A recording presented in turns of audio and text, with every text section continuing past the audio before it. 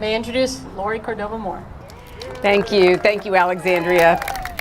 I want to thank all the people who volunteered to make this happen. And I also want to thank Steve Alembic for making this happen as well. Ladies and gentlemen, I'm the president of a nonprofit organization who is dedicated to educating Christians about their biblical responsibility to stand with our Jewish brethren and defend the state of Israel against the rise of global anti-Semitism.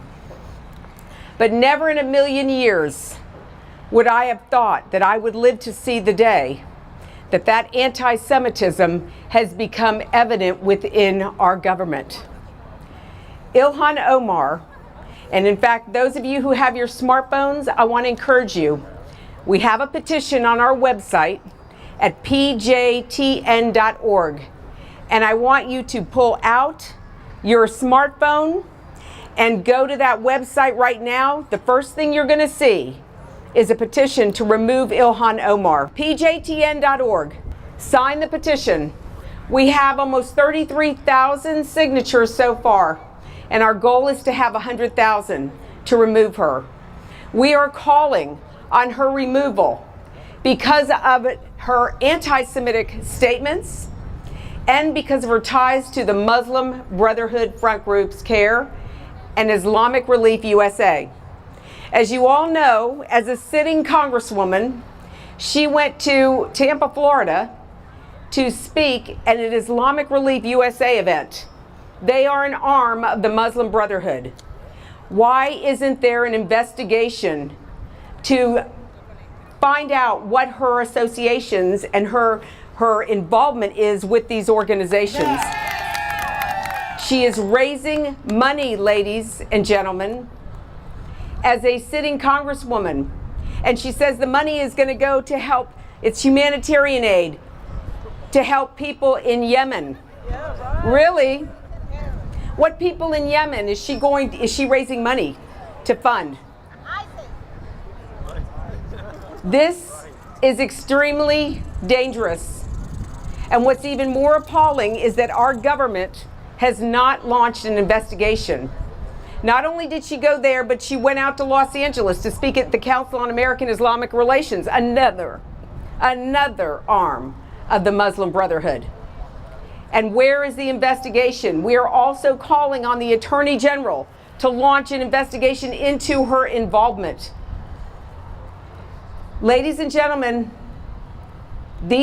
her comments cost one of my colleagues in the media, her position for 3 weeks.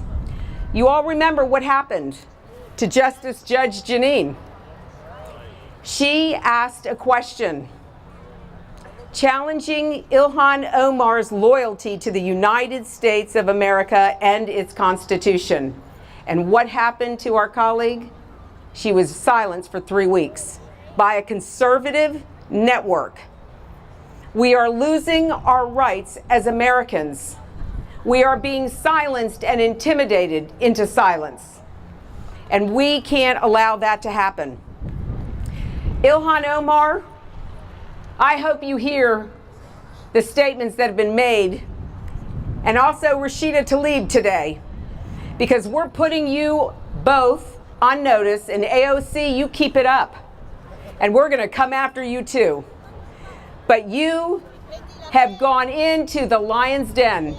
We are Americans, and we stand with our friends against this anti-Semitism. We will not tolerate the bias that she is promoting in Congress. The fact that she even mocked our soldiers that gave their lives in Mogadishu in 1993. And you know, it's funny because I went back and read the news accounts about that incident. And if you look at the pictures and watch some of the media clips, look at the people who were jumping up and down and smiling, laughing.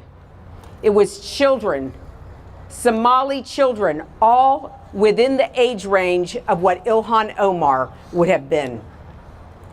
That's the culture she was raised in.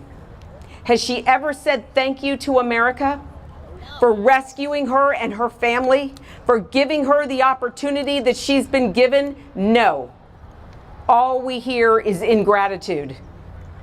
Well, ladies and gentlemen, God told the prophet Ezekiel that when he sends the prophet to a city and the enemy and the prophet sees the enemy advancing on a city, the prophet's responsibility is to warn the inhabitants of the city.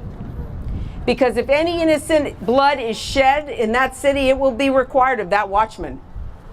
However, if the watchman comes to the city or sees the enemy advancing and he warns the inhabitants, but the inhabitants refuse to listen, then if any innocent blood is shed, it will be required of them. This is a warning to the United States of America. Coming from this capital, Americans, Christians, Jews, and all people of conscience must stand up and tell our Congress, if you don't have the chutzpah to stand up and do the right thing, 2020 is coming quickly. And we don't forget.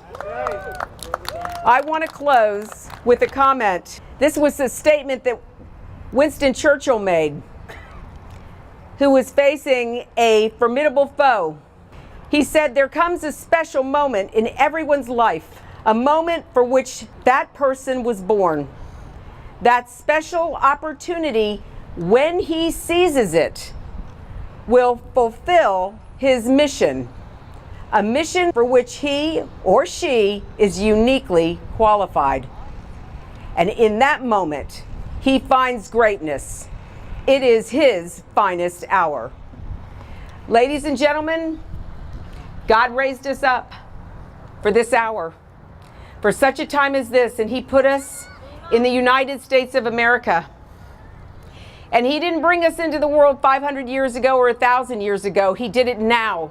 And he's equipped each one of us with the gifts that we would need to face the days that are coming. To whom much is given, much is required. And I'm so grateful for those of you who are here and those who were unable to join us here in DC, but we hear you. God bless you. God bless Jexit in its efforts. God bless America, and God bless the state of Israel.